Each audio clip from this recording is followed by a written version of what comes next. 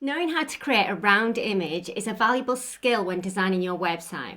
You'll have probably seen round images on testimonials or in the sidebar of the author's header on a blog perhaps, and they're also great for use on social media posts or in downloads. Hey everyone, I'm Kelly Sparks, and today I'm going to show you how to crop any image at all into a circle using Canva. Let's go over to canva.com. And if you haven't got an account already, then you'll need to sign up for one. And you can do this by just using your Google account or with Facebook, or you can just sign up the traditional way by using your email address. But I've already got an account, so I'll just close that down. And here we go, I am logged in. Now, to create a circle, what you need is a square to start with. So we're going to start by creating a square template. So you can do that by using an Instagram post, which is 1080 by 1080 pixels. Or you could create a new one. I mean, 1000 pixels by 1000 pixels is a good size. But if you know the size that you're going to use it on, so for example, if it's on your website and it's only going to be small, then just resize it to the image that you're replacing.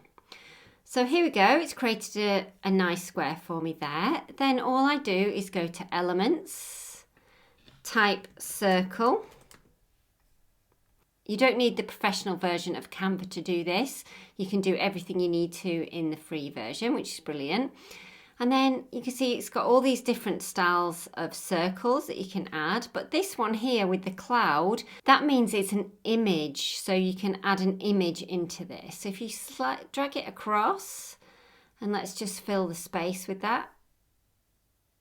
Then I can upload any image I want. So I'll just search for a picture of me. And then I can just drag that across and into the circle. Now if you wanted to change it, you can double click, and can you see how that's my square image that I had originally? Let's drag this one in instead. So if I wanted my face more in the middle, then I can double click on that and then make that a bit bigger and drag it around to make sure that my face is right in the middle. And then hit return and it crops it for me.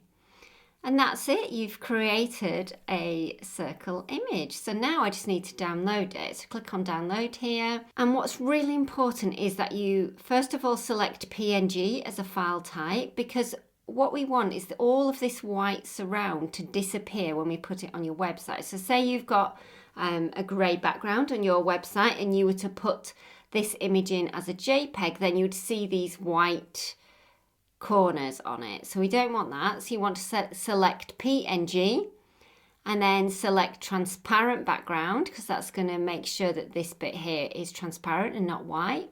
And then you click download and there we go, it's downloaded. So click cross on that, and if we just open that up, there we go, we've got an image of me, and this is slightly grey because this is transparent, and this is ready to be inserted onto my website or onto my PDF or anything else that I want to use it for. And that's it. Please let me know what you're going to be using your round image for, and feel free to add any questions at all in the comments below.